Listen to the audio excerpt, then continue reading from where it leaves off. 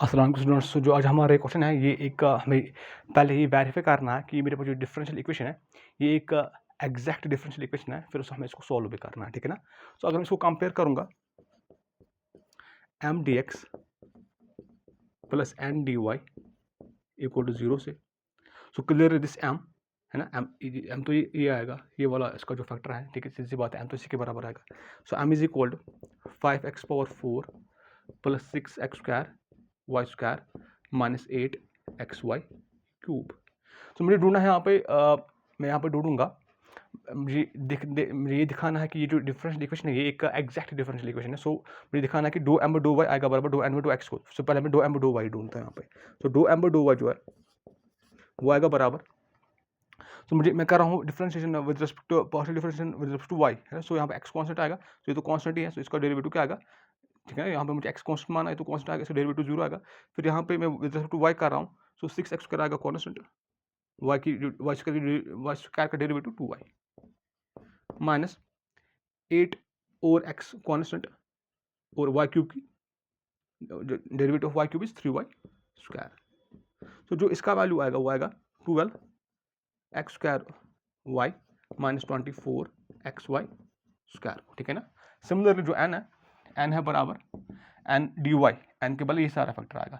सो 4x³ y minus 12x² y² minus 5y⁴ ये n का value है, ठीक है ना।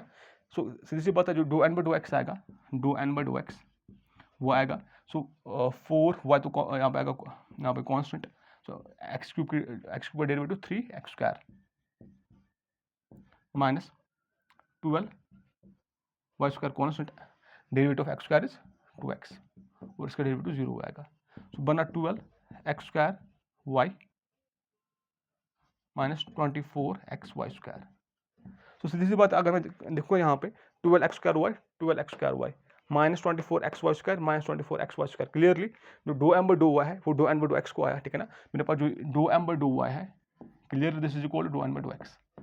इसका मतलब ये हुआ कि this differential equation is exact differential equation, ठीक है ना। अब मुझे इसको सोल्व करना है, ठीक है ना। सो सोल्व करने के लिए मुझे दो एक्सप्रेशन पहले ढूंढनी है, वो है मुझे पहले ढूंढना है integration of M D X, ठीक है ना। सो मैं पहले ढूंढूंगा integration of M D X, मैं देखो उसका वैल्यू क्या आएगा, ठीक है ना। फिर मैं देखूंगा कि एन में कौन सी टर्म है जिसमें एक्स है ही नहीं, ठीक है ना। तो पहले मैं ढूंढूंगा integration of M D X, और यहाँ पे मुझे वाई माना है कॉन्स्टेंट, यहाँ पे मुझे यहाँ पे वाई को क्या करना है, treat as constant. So integration of M के बले 5x⁴ plus 6x² y² minus 8xy³ dx, ठीक है ना। तो सीधी बात है, ये आ गया यहाँ पे, इसकी इंटीग्रेशन आ गया x⁴ और वो 5 ये 5 डिनोमिनेटर में आएगा और ये 5 जो मल्टीपल में इसको ये तो कैंसिल हो जाएगा, ठीक है ना। प्लस 6 यहाँ पे मुझे y माना है कांस्टेंट, सो 6y² तो कांस्टेंट आएगा। So the integration of x² is x³ 3 minus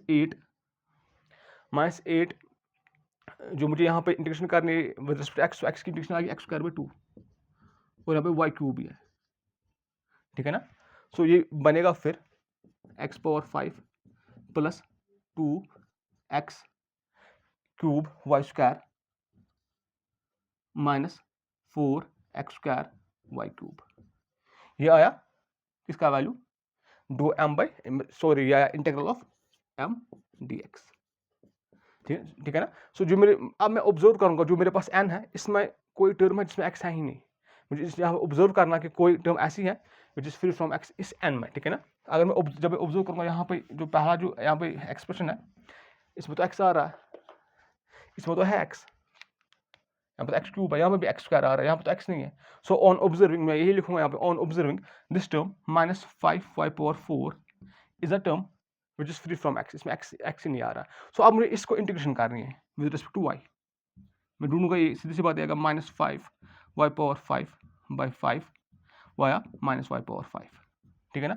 अब मैं इस एक्सप्रेशन को और इस एक्सप्रेशन को ऐड करूंगा और उसको मैं c के बराबर रखूंगा, और वही जो मेरे पास ये डिफरेंशियल इक्वेशन है उसका सोल्यूशन यही आएगा, ठीक है ना। वो आएगा सीधी सी बात, जो सोल्यूशन है फिर वो है x⁴ plus 2x³ y² minus 4x² y³ और मुझे ऐड करना है -y⁵ so -y⁵ is equal to C, ये मैंने सी के बराबर रखा। This is the solution of this differential equation, जो हमारे पास गिवन डिफरेंशियल इक्वेशन थी उसका ये सोल्यूशन है जो मैंने यहाँ पर लिखा, ठीक है ना। Thank you.